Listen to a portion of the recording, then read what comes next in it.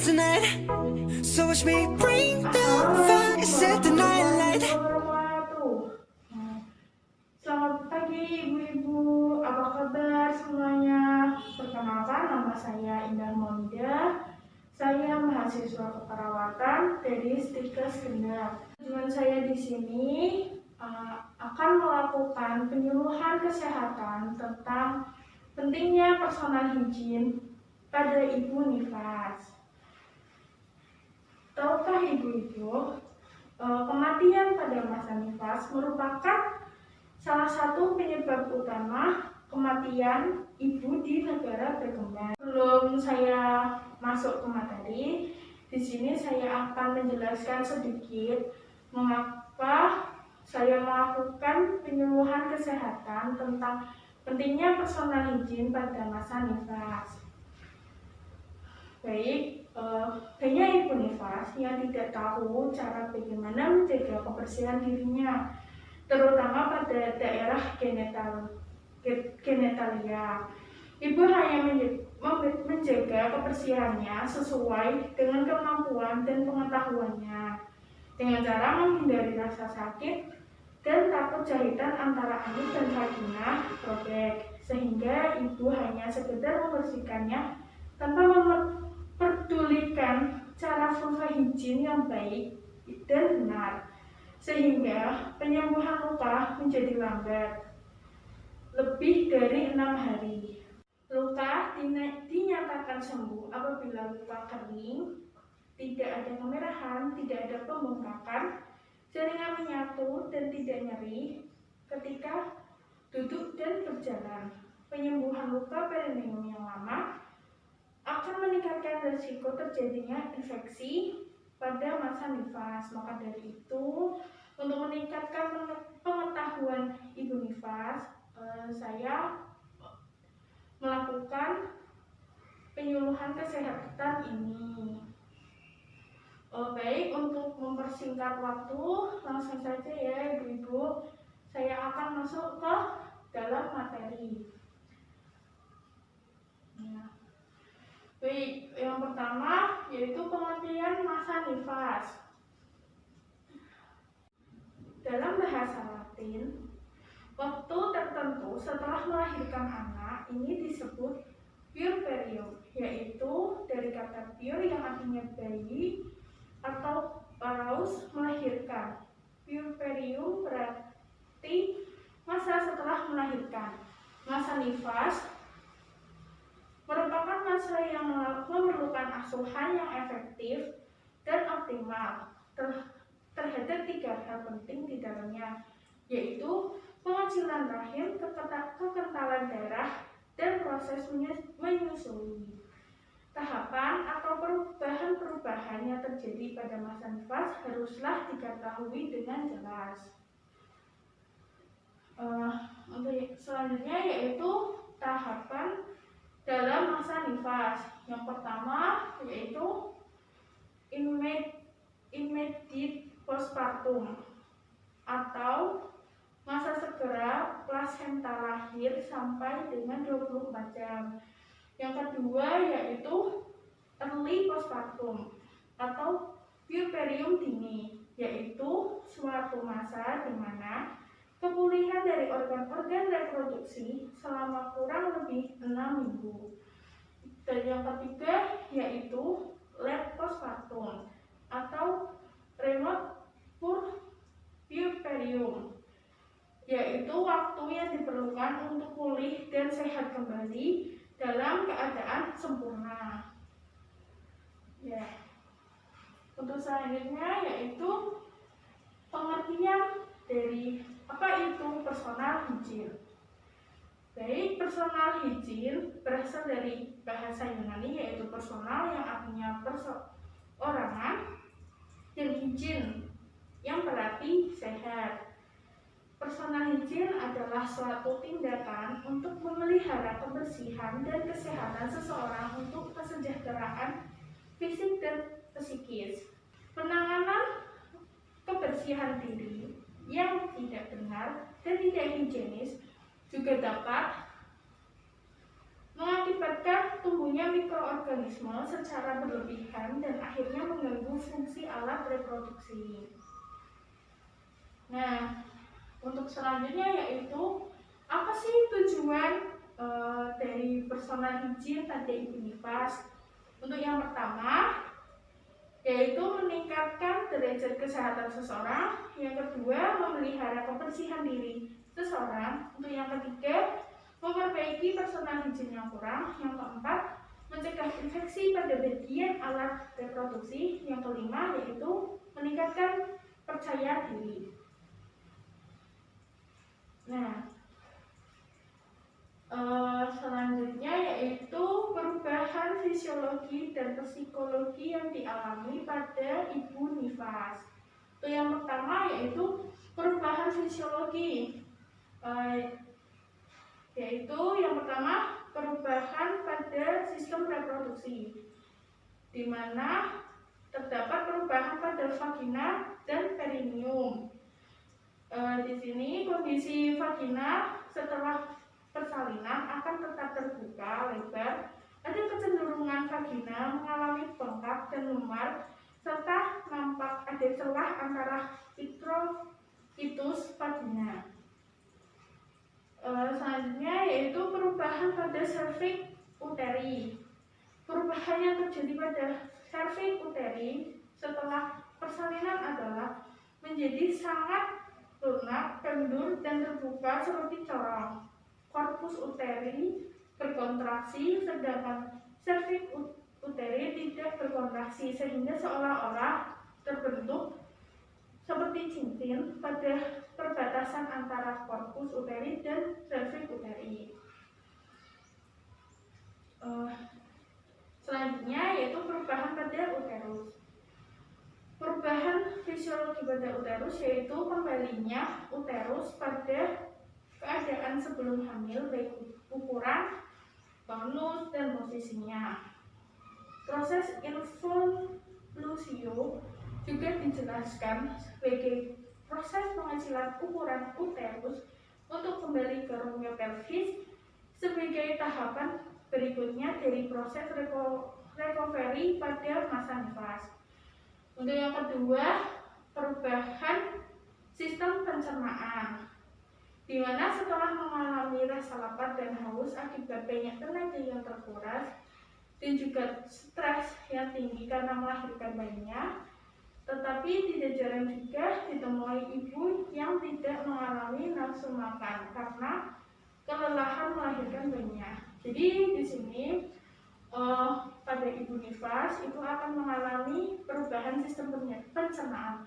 Bisa jadi waktu sebelum melahirkan, ibu-ibu di sini mengalami peningkatan nafsu makan, tetapi setelah melahirkan karena mengalami stres atau kelelahan, akhirnya nafsu makannya berkurang. Adapun juga ada yang bertambah nafsu makannya. Yang ketiga yaitu perubahan sistem perkemihan.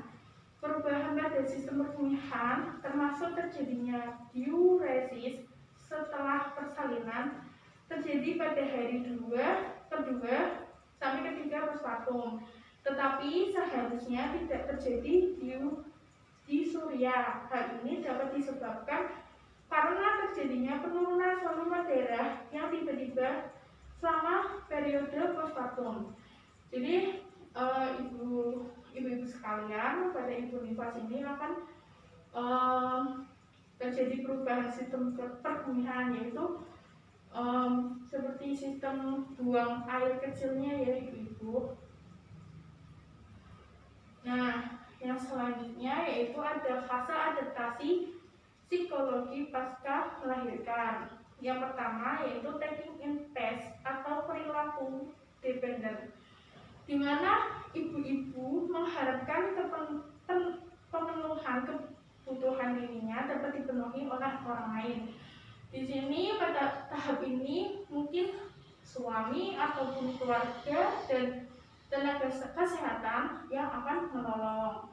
Yang kedua yaitu taking hold phase atau perilaku dependent independent, Di mana fase ini terdapat kebutuhan secara bergantian untuk mendapatkan perhatian dalam bentuk perawatan serta penerimaan dari orang lain dan melakukan segala sesuatu secara mandiri. Jadi di tahap ini ibu-ibu yang tadinya benar-benar tergantung pada orang lain, di sini mulai bisa melakukan aktivitas dengan mandiri. Yang ketiga yaitu letting go phase atau perilaku interdependent, di mana fase yang dapat menerima tanggung jawab sebagai ibu. Jadi di fase ketiga ini ibu-ibu itu sudah mandiri dalam menjaga anaknya ataupun melakukan sesuatu itu dengan mandiri. Nah, untuk selanjutnya yaitu perubahan psikologis. Yang pertama yaitu postpartum blues atau baby blues. Nah, di mana keadaan ini merupakan penurunan di masa nifas dan depresi ringan yang umum terjadi pada ibu nifas. Keadaan ini tidak menetap dan akan pulih dalam waktu 2 minggu postpartum. Yang kedua yaitu depresi postpartum. Merupakan depresi serius yang terjadi setelah melahirkan bayinya, yang merupakan kelanjutan dari depresi pada awal kehamilan. Akhir kehamilan dan baby blues penyebab pasti belum diketahui, tetapi dilaporkan faktor yang berisiko terhadap kejadian depresi postpartum atau postpartum depression atau PPD adalah faktor biologi, psikologi, sosial ekonomi, dan faktor budaya. Adanya gejala yang dirasakan yaitu rasa sedih, berkurangnya nafsu makan, sehingga terjadi perubahan pola makan. Ibu merasa lelah, sensitif dan kesepian, emosi yang labil, menangis terus-menerus tanpa penyebab, serta memiliki pikiran ekstrim untuk membahayakan diri sendiri atau anaknya, merupakan tanda adanya depresi postpartum. Baik, yang ketiga yaitu psikosis postpartum. Psikosis postpartum adalah gangguan jiwa serius yang dialami ibu postpartum, ditandai dengan adanya ketidakmampuan membedakan antara khayalan dan kenyataan. Kondisi gangguan jiwa ini biasanya telah terjadi sebelum bayinya dilahirkan. Kondisinya berupa episode panik atau campuran dengan gejala seperti keletihan dan insomnia, mudah tersinggung, mood yang sangat mudah berubah, dan perilaku yang tidak teratur. Ibu dapat mengalami delusi yang berhubungan dengan anaknya, seperti anaknya diculik atau sekarat, atau mungkin halusinasi pendengarannya yang menyuruhnya untuk melindungi dirinya dari sang anak. Baik, untuk yang selanjutnya yaitu apa saja kebutuhan personal hygiene pada ibu nifas. Jadi kebersihan diri ibu membantu untuk mengurangi sumber infeksi dan meningkatkan perasaan nyaman pada ibu. Dengan ibu menjaga kebersihan diri dengan cara mandi yang teratur minimal 2 kali sehari, mengganti pakaian dan atas tempat tidur serta lingkungan di mana ibu tinggal. Dan yang pertama itu dapat menjaga kebersihan pakaian, yang kedua menjaga kebersihan dan kesehatan rambut, yang ketiga menjaga kebersihan kulit, yang keempat menjaga kebersihan dan kesehatan vulva dan sekitarnya. Nah, adapun akibat dari tidak menjaga personal hygiene pada ibu nifas, yang pertama ibu mudah sakit, yang kedua ibu terlihat kotor atau kurang bersih, yang ketiga bayi bisa sakit, yang keempat ibu kurang percaya diri, yang kelima ibu dapat mengalami infeksi. Nah, untuk selanjutnya yaitu bagaimana cara membersihkan vulva hygiene. cara Ibu Nifas melakukan proses hijin sendiri. Jadi cara ini bisa dilakukan di rumah masing-masing ya Ibu. Yang pertama, pastikan mencuci tangan terlebih dahulu. Yang kedua, membersihkan seluruh tubuh, terutama bagian perineum. Yang ketiga, bersihkan bagian vulva terlebih dahulu dari depan ke belakang, kemudian membersihkan daerah anus. Membersihkan vulva setiap kali selesai buang air besar. Setiap buang air kecil. Yang keempat, mengganti pembalut atau kain pembalut setidaknya 2 kali sehari. Kain dapat digunakan ulang jika telah dicuci dengan baik dan dikeringkan di bawah matahari dan disetrika. Yang kelima yaitu mencuci tangan kembali dengan sabun dan air sebelum dan sesudah membersihkan daerah kelaminnya. Baik, jika Ibu mempunyai luka episiotomi atau laserasi, sarankan kepada ibu-ibu ya untuk menghindari atau menyentuh daerah tersebut. Baik, terima kasih. Sudah selesai Ibu. Untuk lebih jelasnya akan saya putarkan video bagaimana cara membersihkan vulva hijin yang baik. Mari kita saksikan bersama-sama. Baik, karena materi yang saya bawakan sudah selesai, di sini sebelum saya tutup, saya akan menyimpulkan bahwa personal hygiene itu sangat penting pada Ibu Nifas untuk menghindari terjadinya infeksi dan untuk kebaikan ibu dan bayi. Jika ibu itu bersih, maka bayi juga akan bersih dan sehat. Lalu saya tutup, jika ada pertanyaan bisa ditanyakan. Baik, karena waktunya sudah habis, terima kasih kepada ibu-ibu yang tadi sudah bertanya. Kurang lebihnya mohon maaf jika ada kesalahan tadi saat saya menyampaikan materi. Terima kasih atas kerjasamanya. Wabillahi taufiq wal hidayah. Wassalamualaikum warahmatullahi wabarakatuh. Shoes on, get up in the morning, cup of milk, let's rock and roll. Kink out, kick the drum, rolling on like a rolling stone.